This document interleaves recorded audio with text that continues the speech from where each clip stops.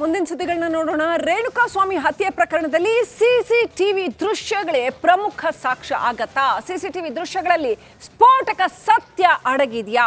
ಇದು ಡಿ ಗ್ಯಾಂಗ್ಗೆ ಕಂಟಕ ಆಗಲಿದೆಯಾ? ಸಿಸಿಟಿವಿಯ ಸ್ಫೋಟಕ ರಹಸ್ಯ ಎಲ್ಲಿದೆ? ಡಿ ಗ್ಯಾಂಗ್ಗೆ ಸಿಸಿಟಿವಿ ದೃಶ್ಯಗಳೇ ಸಂಕಷ್ಟನ. ಡಿಲೀಟ್ ಆಗಿದ್ದ ಸಿಸಿಟಿವಿ ಫುಟೇಜ್ ರಿಟ್ರೀವ್.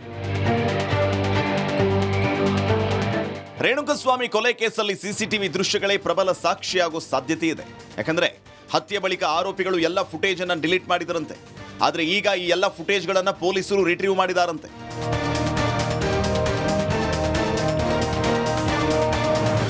ದರ್ಶನ್ ಮನೆಯ ಸಿಸಿಟಿವಿ ದೃಶ್ಯಗಳಲ್ಲಿ ಸ್ಫೋಟಕ ರಹಸ್ಯ ಅಡಗಿದೆ. ಇದೀಗ ಇದೆಲ್ಲ ರಿಟ್ರೀವ್ ಆಗಿದ್ದು ಡಿ ಗ್ಯಾಂಗ್ಗೆ ಸಂಕಷ್ಟ ಎದುರಾಗಲಿದೆ.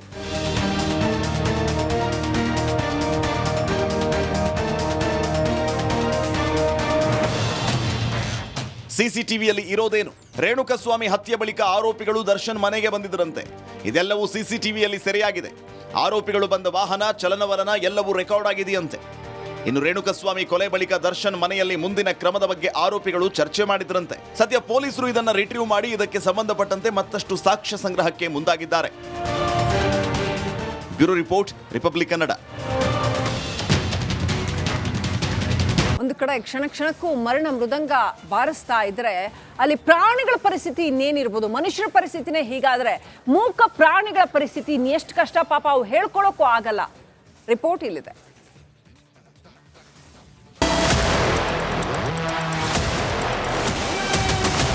ನೋಡಿ, ಎಲ್ಲ ಬಂಡೆಕಲ್ಲುಗಳು ಕೂಡ ಮನೆ ಮೇಲೆ ಬಂದು ಬಿದ್ದಿದೆ.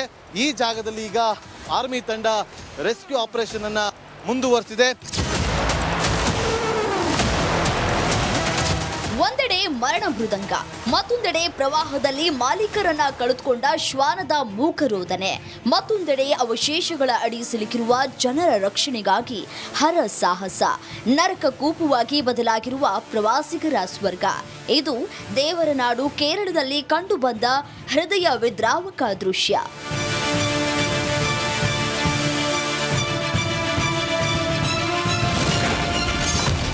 ಯಜಮಾನನಿಗಾಗಿ ಶ್ವಾನದ ಮೂಕರೋಧನೆ. ಎಸ್, ಮುಂಡಕ್ಕೆ ಗ್ರಾಮದಲ್ಲಿ ರಕ್ಷಣಾ ಪಡೆಗಳು ನಿರಂತರ ಕಾರ್ಯಾಚರಣೆಯಲ್ಲಿ ತೊಡಗಿದ್ದಾರೆ. ಪ್ರವಾಹದಲ್ಲಿ ಮಾಲೀಕರನ್ನ ಕಳೆದುಕೊಂಡ ಶ್ವಾನವೊಂದು ಒಡೆಯನಿಗಾಗಿ ಪರಿತಪಿಸ್ತಾ ಇದೆ. ಈ ಕುರಿತು ರಿಪಬ್ಲಿಕ್ ಕನ್ನಡದ ಪ್ರತಿನಿಧಿ ನಾಗೇಂದ್ರ ಬಾಬು ಪ್ರತ್ಯಕ್ಷ ವರದಿಯನ್ನ ನೀಡಿದ್ದಾರೆ.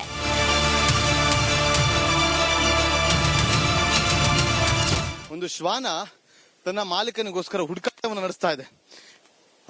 ಇಂಥ ಒಂದು ಕಥೆಗಳು ನಮಗೆ ಇಲ್ಲಿ ನೋಡೋದಕ್ಕೆ ಸಿಗ್ತಾ ಇದೆ. ಇನ್ನು ಪ್ರವಾಹ, ಗುಡ್ಡ ಕುಸಿತಕ್ಕೆ ಗ್ರಾಮದ ಹಲವಾರು ಮನೆಗಳು ಧ್ವಂಸವಾಗಿವೆ. ಈ ಕುರಿತು ನಾಗೇಂದ್ರ ಬಾಬು ಲೈವ್ ರಿಪೋರ್ಟ್ ನೀಡಿದ್ದಾರೆ. ಆಟೋಗಳು ಜಖಮಾಗಿದೆ, ಮನೆಗಳು ಜಖಮಾಗಿದೆ.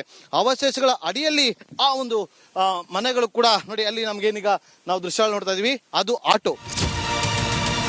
ಇನ್ನು ಕರ್ನಾಟಕದಿಂದ ಸ್ವಯಂ ಪ್ರೇರಿತರಾಗಿ ಜನರು ಹೋಗಿ ರಕ್ಷಣಾ ಕಾರ್ಯಾಚರಣೆಯಲ್ಲಿ ಭಾಗಿಯಾಗ್ತಾ ಇದ್ದಾರೆ.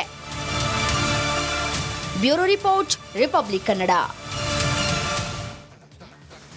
ಎಂಥ ಒಂದು ದುರಂತ ಇದು ಅಂತಂದ್ರೆ ವೀಕ್ಷಕರೇ, ಇಂಥದ್ದನ್ನೆಲ್ಲ ಗ್ರಾಫಿಕ್ಸ್ ಅಲ್ಲೋ ಅಥವಾ ಸಿನಿಮಾಗಳಲ್ಲೋ ನೋಡಿ ಗೊತ್ತಿತ್ತು. ಆದ್ರೆ ಅದೆಲ್ಲವನ್ನ ಮೀರಿಸುವ ಹಾಗೆ ಈ ದುರಂತ ಸಂಭವಿಸಿರ್ತಕ್ಕಂಥದ್ದು.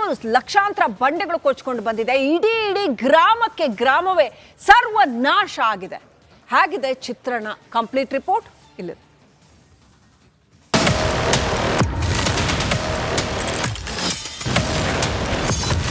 ಪ್ರವಾಹದಲ್ಲಿ ಕೊಚ್ಚಿ ಹೋದ 4 ಗ್ರಾಮ. ನೆರೆ ಹೊಡೆತಕ್ಕೆ ಈಶ್ವರನ ದೇಗುಲವೇ ನಾಪತ್ತೆ. ದೇವರನಾಡು ಪ್ರವಾಸಿಗರ ಸ್ವರ್ಗ ಇದೀಗ ನರಕ ಕೂಪವಾಗಿ ಬದಲಾಗಿದೆ. ನೈಸರ್ಗಿಕ ವಿಕೋಪಕ್ಕೆ 4 ಗ್ರಾಮಗಳ ನಾಮಾವಶೇಷ ಇಲ್ಲದಂತಾಗಿದೆ. ಕ್ಷಣ ಕ್ಷಣಕ್ಕೂ ಮರಣ ಮೃದಂಗ ಬಾರಿಸುತ್ತಿದೆ.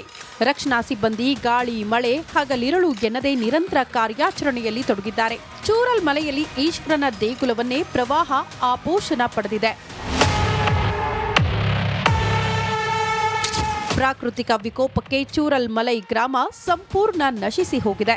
ದೇವಸ್ಥಾನದಲ್ಲಿ ಒಬ್ಬರು ಅರ್ಚಕರು ಮಲಗುತ್ತಿದ್ರು ಅನ್ನೋದಕ್ಕೆ ರಿಪಬ್ಲಿಕ್ ಕನ್ನಡಗೆ ಎಕ್ಸ್ಕ್ಲೂಸಿವ್ ವಿಡಿಯೋ ಒಂದು ಲಭ್ಯವಾಗಿದೆ.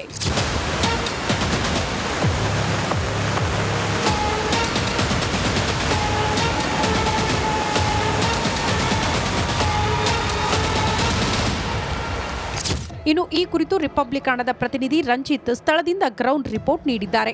ಸುಮಾರು 100 ವರ್ಷಗಳ ಇತಿಹಾಸ ಇರುವಂಥ ಶಿವನ ದೇವಾಲಯ ಇದು. ಆದರೆ ಶಿವನ ದೇವಾಲಯ ಸಂಪೂರ್ಣವಾಗಿ ನಾಮಾವಶೇಷವಾಗಿದೆ. ಈ ಶಿವನ ದೇವಾಲಯದಲ್ಲಿ ಪ್ರತಿದಿನವೂ ಕೂಡ ಪೂಜೆ ಪುನಸ್ಕಾರಗಳು ನಡೀತಾ ಇತ್ತು. ನೋಡಿ ನೀವು, ಗರ್ಭಗುಡಿ ಈ ಮುಖಕ್ಕೆ ಫೇಸಿಂಗ್ ಇತ್ತು, ಈ ಮುಖದ ಫೇಸಿಂಗ್ನೊಂದಿಗೆ ಗರ್ಭಗುಡಿ ಇತ್ತು. ಆ ಗರ್ಭಗುಡಿಯ ಪಕ್ಕದಲ್ಲಿ ಇತರ ದೇವರುಗಳು ಕೂಡ ಇದ್ವು. ಆದರೆ ಸಂಪೂರ್ಣವಾಗಿ ಚೂರನ್ಮಲೆಯ ಶಿವನ ದೇವಾಲಯ ಸಂಪೂರ್ಣ ಕೊಚ್ಕೊಂಡು ಹೋಗಿದೆ. ದೇಗುಲದ ಜೊತೆಗೆ ಚೂರಲ್ ಮಲೆಯಿಂದ ಮುಂಡಕೈಗೆ ಸಂಪರ್ಕಿಸುವ ಸೇತುವೆ ಕೂಡ ಕೊಚ್ಚಿ ಹೋಗಿದೆ. ಒಟ್ಟಾರೆ ದೇವರ ನಾಡು ಇದೀಗ ಸ್ಮಶಾನದ ಬೀಡಾಗಿ ಬದಲಾಗಿರೋದು ಮಾತ್ರ ದುರಂತವೇ ಸರಿ. Bureau report, Republic Kannada.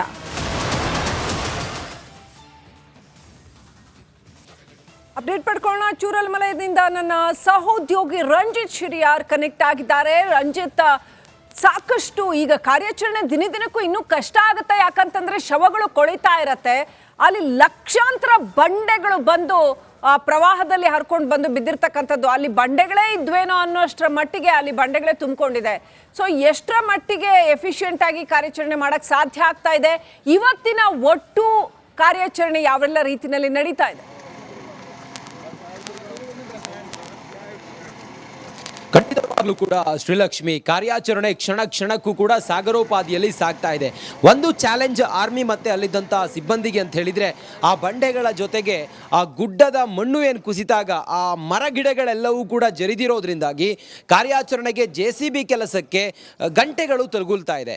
ಇನ್ನೂ ಕೂಡ ನಾವು ಮುಂದುವರೆದು ನೋಡ್ತಾ ಹೋದಾಗೆ ಆ ಶವಗಳು ಆ ಮಣ್ಣಿನ ಅಡಿಯಲ್ಲಿ ಸಿಲುಕಿಕೊಂಡಿರೋದು ಗಬ್ಬು ನಾರ್ತಾ ಇದೆ.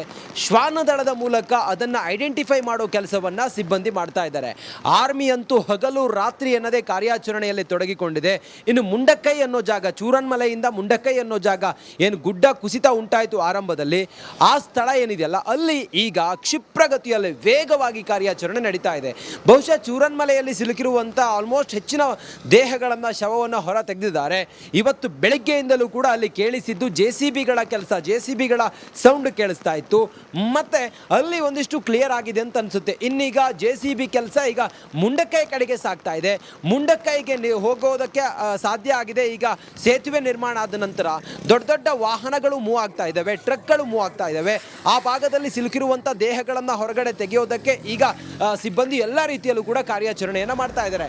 ಮುಂಡಕ್ಕೈ ಭಾಗದಿಂದ ಈಗ ಶವಗಳ ಯಾತ್ರೆಯೇ ಈ ಕಡೆ ಬರ್ತಾ ಇದೆ ಅಂತ ಹೇಳಿದ್ರೆ, ಶವಗಳು ಹೆಚ್ಚಿನ ಸಂಖ್ಯೆಯಲ್ಲಿ ಸಿಗ್ತಾ ಇರೋದ್ರಿಂದಾಗಿ ಅದನ್ನೀಗ ಆಂಬ್ಯುಲೆನ್ಸ್ಗಳ ಮೂಲಕ ಆಸ್ಪತ್ರೆಗೆ ತೆಗೆದುಕೊಂಡು ಹೋಗ್ತಾ ಇದ್ದಾರೆ. ಅಲ್ಲಲ್ಲಿ ಕೆಲವು ಪಾಯಿಂಟ್ಗಳನ್ನು ಮಾಡಿದ್ದಾರೆ.